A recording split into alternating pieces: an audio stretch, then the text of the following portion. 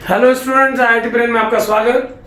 आज फिजिक्स में जिस टॉपिक पर हम डिस्कस करेंगे उसका नाम है force acting on an electric dipole in electric field.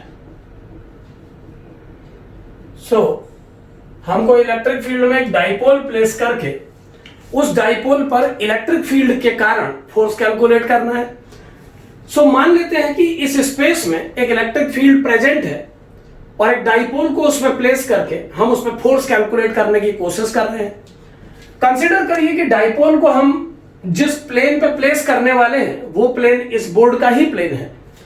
तो अगर इस प्लेन में एक इलेक्ट्रिक फील्ड प्रेजेंट है जो नॉन यूनिफॉर्म है, नॉन यूनिफॉर्म इलेक्ट्रिक फील्ड बोलने से मेरा अर्थ है कि ऐसा इलेक्ट्रिक फील्ड इस बोर्ड में प्रेजेंट है, इस प्लेन में अवेलेबल है, जिसकी स्ट्रेंथ इस स्पेस में हर पॉइंट पे डिफरेंट है। और मान लीजिए आपने एक डाइपोल को इस इलेक्ट्रिक फील्ड में इन दोनों पॉइंट के बीच में कुछ इस तरीके से प्लेस किया है। इसका plus Q charge particle dipole का इस पॉइंट ए पर है और इसका minus Q charge point B पर प्रेजेंट है। हमें इस डाइपोल पर इस इलेक्ट्रिक फील्ड के कारण फील्ड का फोर्स कैलकुलेट करना है। ये दो चार्ज पार्टिकल जिन जिन पोजीशंस पर प्रेजेंट है, हमें पहले उन पोजीशंस पर फील्ड की वैल्यू की रिक्वायरमेंट होगी और फिर चार्ज के मैग्नीट्यूड को उस पॉइंट पर फील्ड के स्ट्रेंथ से मल्टीप्लाई करके हम उस पर्टिकुलर चार्ज पर लगने वाले फोर्स को कैलकुलेट कर पाएंगे। कंप्लीट डाइपोल पर फोर्स कैलकुलेट करने के लिए हमें सभी यानी इसके दोनों चार्जेस पर सेपरेट फोर्स कैलकुलेट करना होगा और दोनों के वेक्टोरियल समेशन से हमें नेट फोर्स पता लग पाएगा। कंसीडर करिए, सपोज करिए कि इस पॉइंट ए पर जो फील्ड अवेलेबल है उसकी स्ट्रेंथ ई ए है, ई ए वेक्टर, जो कि इस डायग्राम से शो है। ये जो एरो है ये इस पॉइंट पर इलेक्ट्रिक फील्ड वेक्टर को शो कर रहा है और इस पॉइंट पर इलेक्ट्रिक फील्ड की स्ट्रेंथ को हम ई बी कंसीडर कर लेते हैं, जिसका डायरेक्शन इस एरो से शो हो रहा है। अब इस पॉइंट पर अगर इलेक्ट्रिक फील्ड का स्ट्रेंथ EB है और इस पॉइंट पर इलेक्ट्रिक फील्ड का स्ट्रेंथ वेक्टर EA है, तो दोनों पॉइंट पर प्रेजेंट चार्ज पार्टिकल्स पर लगने वाले फोर्सेस को इन फील्ड से कैलकुलेट किया जा सकता है। आइए एक एक करके कैलकुलेट करें इसे।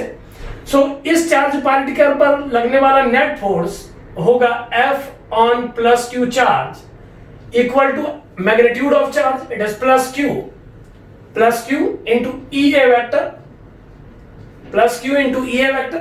इतना फोर्स इस चार्ज पार्टिकल पर लगेगा जो इस पॉइंट पर अवेलेबल है और इसका डायरेक्शन इस पॉइंट पर लगने वाले इलेक्ट्रिक फील्ड वेक्टर के अकॉर्डिंगली प्रेजेंट किया जाएगा। और इस पॉइंट पर प्रेजेंट माइनस चार्ज पार्टिकल पर लगने वाले फोर्स का मैग्नीट्यूड होगा minus F vector at minus Q equal to minus Q into EB vector. यानी ए पॉइंट पर प्रेजेंट चार्ज पार्टिकल पर लगने वाला फोर्स इक्वेशन 1 से दिया जा रहा है और बी पॉइंट पर प्रेजेंट माइनस चार्ज पार्टिकल पर लगने वाला फोर्स इक्वेशन 2 से। कंप्लीट डाइपोल पर फोर्स कैलकुलेट करने के लिए हमें इन दोनों फोर्सेस का रिजल्टेंट निकालना होगा। By vector summation net force on the dipole will be given by force on plus Q charge and the sum with force on minus Q charge. अगर दोनों चार्ज पार्टिकल्स पर लगने वाले फोर्सेस का हम समेशन करें वेक्टोरियली तो हमें पता लग जाएगा कि इस डाइपोल पर ओवरऑल कितना फोर्स इस इलेक्ट्रिक फील्ड में लग रहा है। नेट फोर्स इस डाइपोल पे आ जाएगा force on plus Q charge and force on minus Q charge, दोनों का सम। प्लस Q चार्ज पर लगने वाले फोर्स को फर्स्ट इक्वेशन से QEA वेक्टर लिखा जा सकता है, जबकि सेकंड चार्ज पार्टिकल पर लगने वाले फोर्स को माइनस QEB वेक्टर। अगर इसे सॉल्व किया जाए तो ये बन जाएगा F vector equal to Q into EA vector minus EB vector. यानी दोनों चार्ज पार्टिकल पर लगने वाले नेट फोर्स की वैल्यू जो टोटल इस डाइपोल पर नेट फोर्स इस फील्ड में लगेगा वो हो जाएगा चार्ज का magnitude into EA vector minus EB vector. अब यहां ये ध्यान देने का पॉइंट है कि अगर इस पॉइंट पर इलेक्ट्रिक फील्ड के स्ट्रेंथ का वैल्यू EA वेक्टर है और इस पॉइंट पर इलेक्ट्रिक फील्ड का स्ट्रेंथ वेक्टर EB है, तो EA vector minus EB vector इन दोनों पॉइंट्स पर इलेक्ट्रिक फील्ड की स्ट्रेंथ वेक्टर का डिफरेंस है। यानी अगर वेक्टोरियली मैं इस बात को शो करके जस्टिफाई करने की कोशिश करूं तो ईए वेक्टर को अगर मैं सेपरेटली प्रेजेंट करूं किसी पॉइंट पर, तो ईए वेक्टर को इस वेक्टर से शो किया जा सकता है। इस पॉइंट पर इलेक्ट्रिक फील्ड की स्ट्रेंथ को इस वेक्टर से शो किया जा सकता है।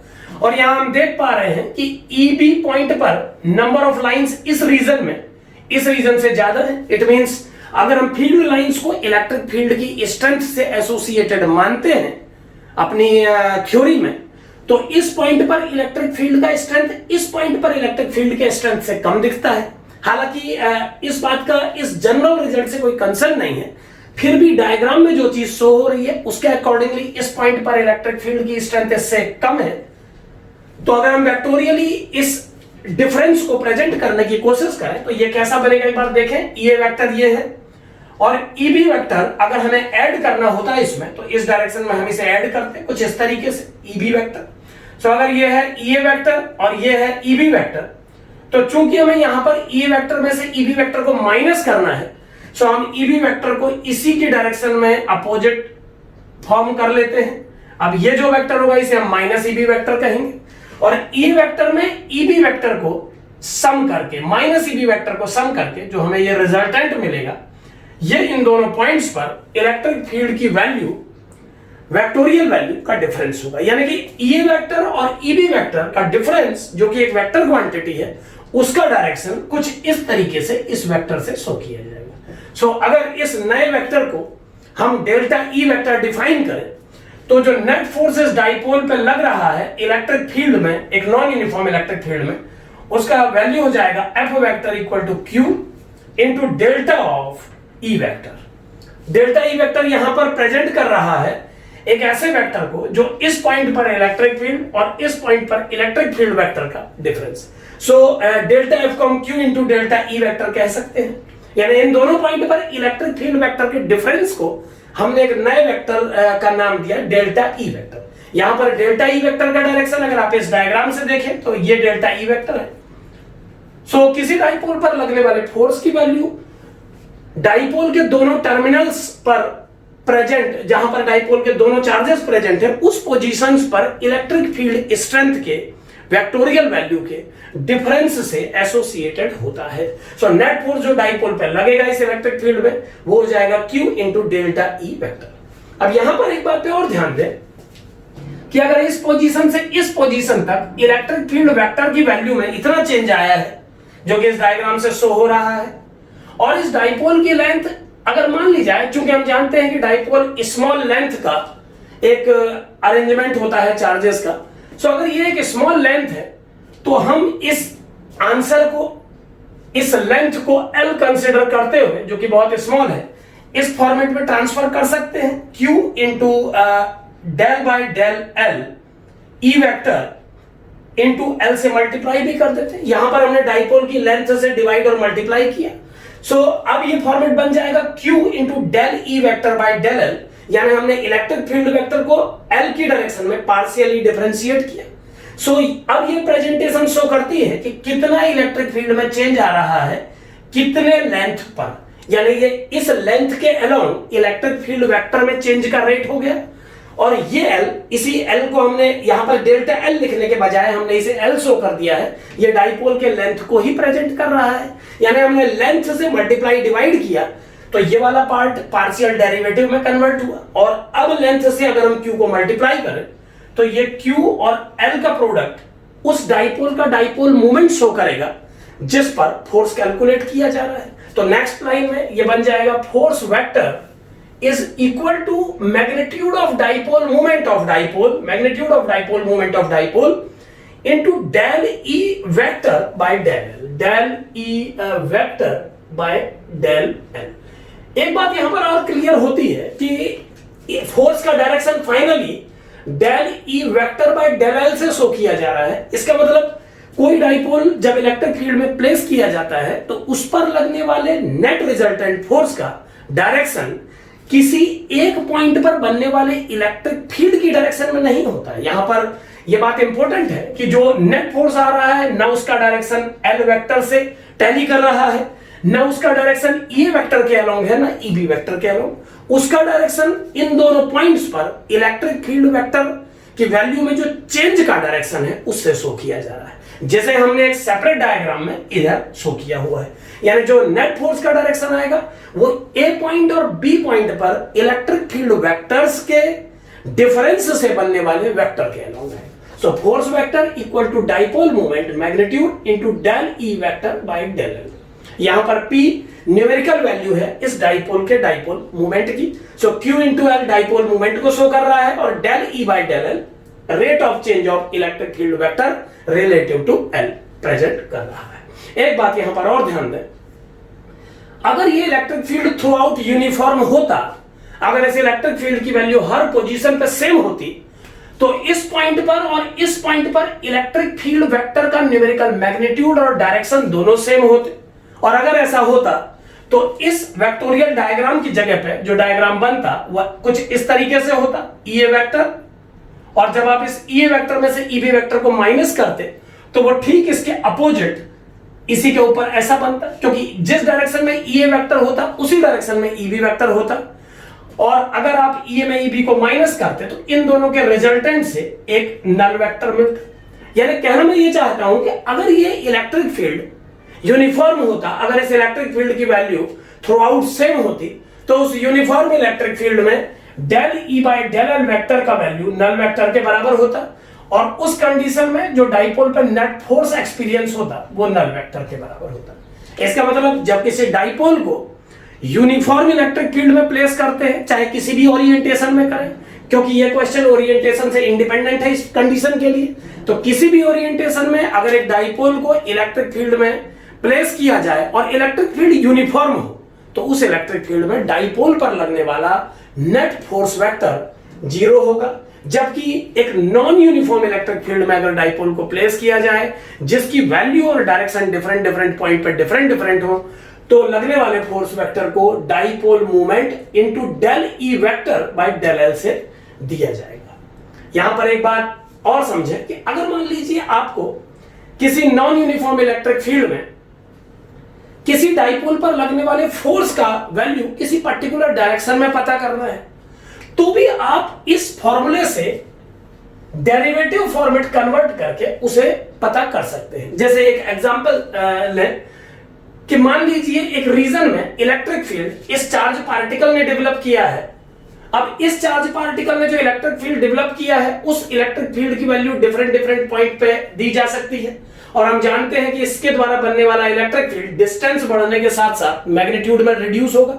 यानी इस रीजन पे जो इलेक्ट्रिक फील्ड बनेगा वो नॉन यूनिफॉर्म होगा। अब इस नॉन यूनिफॉर्म इलेक्ट्रिक फील्ड में अगर किसी डाइपोल को प्लेस किया जाए कुछ इस तरीके से, तो इस डाइपोल के दोनों टर्मिनल्स पे इस टर्मिनल पर बनने वाले इलेक्ट्रिक फील्ड को कुछ इस वेक्टर से शो किया जाएगा। यहां मैं इसे ई ए वेक्टर कह लेता हूं।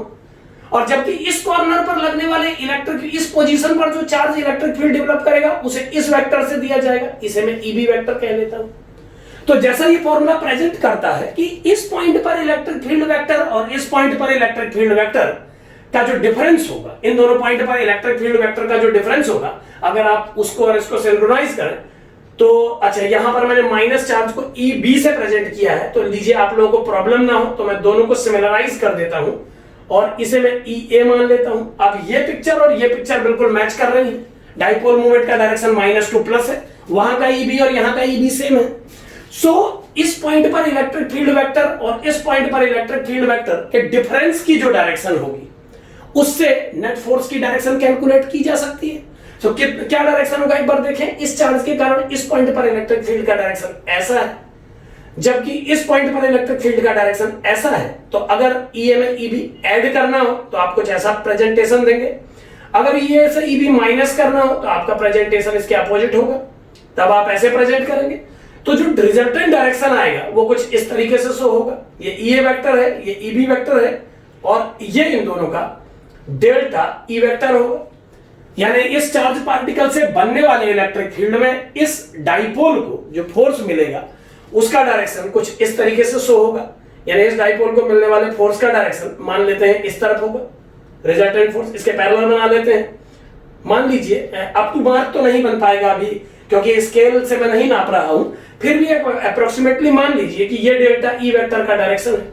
तो जो डेल्टा ई वेक्टर का डायरेक्शन है हमें पता है वही फोर्स वेक्टर का डायरेक्शन होगा। तो अब अगर इस फोर्स वेक्टर का कंपोनेंट आपको किसी पर्टिकुलर डायरेक्शन में कैलकुलेट करना है, माना आपको कैलकुलेट करना है कि इस चार्ज के कारण इस डाइपोल पर लगने वाले फोर्स का एक्स एक्सिस के अलोंग कितना कंपोनेंट परफॉर्म कर रहा है, तो उसे भी आप इस फॉर्मूले से कैलकुलेट कर सकते हैं न्यूमेरिकली। वो आ जाएगा Fx equal to P del Ex by del L. यानी जब आप इस तरीके से प्रेजेंट करेंगे फोर्स को, तो इसका मतलब आप इस फोर्स का वो कंपोनेंट कैलकुलेट कर रहे हैं जो इस एक्सिस के अलोंग परफॉर्म करेगा। सो फोर्स का एक्स एक्सिस के अलोंग कंपोनेंट इस फॉर्मूले से दिया जाएगा, Fx equal to P del Ex by del. एक केस और लेंगे, अगर इसी को मैं थोड़ा सिंपल बना के एक सिचुएशन आपको समझाऊं, तो इसको ऐसे समझें जैसे मान लीजिए एक चार्ज पार्टिकल प्रेजेंट है और आपको इस चार्ज पार्टिकल के कारण एक ऐसे डाइपोल पर फोर्स कैलकुलेट करना है जिसका ओरिएंटेशन ठीक परपेंडिकुलर है इस Q से इस पर डाले गए इसको ज्वाइन कराने वाली लाइन के, यानी Q से जो लाइन इस डाइपोल के सेंटर को ज्वाइन करा रही है, ये डाइपोल उसके परपेंडिकुलरली ओरिएंटेड है। और अब आपको इस Q चार्ज से इस पर लगने वाले फोर्स की वैल्यू को कैलकुलेट करना है। तो उस फोर्स की वैल्यू कैलकुलेट करने के लिए आपको इन दोनों पॉइंट पर इलेक्ट्रिक फील्ड के नेचर को जानना होगा। इस पॉइंट पर लगने वाले इलेक्ट्रिक फील्ड का डायरेक्शन ये होगा और इस पॉइंट पर इलेक्ट्रिक फील्ड का डायरेक्शन ये होगा। अगर हम इन दोनों पॉइंट पर लगने वाले इलेक्ट्रिक फील्ड वेक्टर्स के डिफरेंस का डायरेक्शन पता करें तो वो क्या आ जाएगा, देखें एक बार, वो आ जाएगा EA वेक्टर। अगर प्लस करना होता EB वेक्टर तो मैं इसके आगे ऐसे बनाता, माइनस करना है तो इसके अपोजिट ऐसे बनाऊंगा। अब ये वेक्टर EA वेक्टर है, ये वेक्टर EB वेक्टर है, तो ये वेक्टर डेल्टा E को प्रेजेंट करेगा। यानी जो डेल्टा E का डायरेक्शन है हमें मालूम है कि वही फोर्स का डायरेक्शन है। यानी इस चार्ज पार्टिकल की प्रेजेंस में इस डाइपोल पर जो फोर्स एक्सपीरियंस होगा उसका डायरेक्शन y एक्सिस के अलोंग होगा। अगर मैं इसे y एक्सिस मानूं और इसे x एक्सिस, तो ये y एक्सिस के अलोंग होगा। और उस y एक्सिस के अलोंग कंपोनेंट का अगर हम x के अलोंग कंपोनेंट निकालना चाहें तो उस x एक्सिस के अलोंग बनने वाले कंपोनेंट को प्रेजेंट करता है ये फॉर्मूला। यानी इस फॉर्मूले से हमें पता लगता है कि उस चार्ज पार्टिकल से बनने वाले इलेक्ट्रिक फील्ड में जो फोर्स हमारे डाइपोल ने एक्सपीरियंस किया, उस फोर्स का कितना कंपोनेंट एक्स एक्सिस के अलोंग परफॉर्म कर रहा है। तो इस केस में अगर हम इससे सॉल्व करें तो इसकी वैल्यू 0 आ जाएगी। क्यों?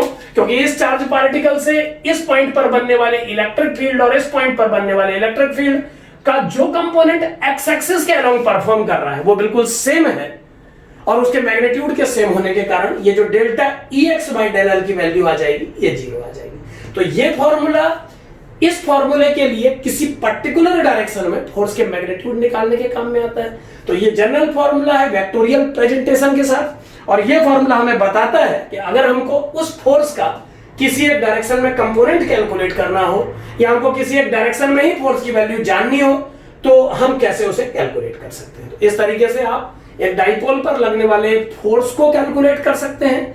यूनिफॉर्म इलेक्ट्रिक फील्ड में डाइपोल पर लगने वाले फोर्स की वैल्यू नल वेक्टर होती है, और आपने ये सीखा कि आप इस फोर्स की वैल्यू किसी भी डायरेक्शन में कैलकुलेट कर सकते हैं उसके प्रोजेक्शन फॉर्मूले से। इसी प्रकार का फॉर्मूला आप y एक्सिस पे भी लगा सकते हैं, और अगर आप किसी अदर डायरेक्शन में कैलकुलेट करना चाहें तो उस पर भी लगा सकते हैं। Thank you.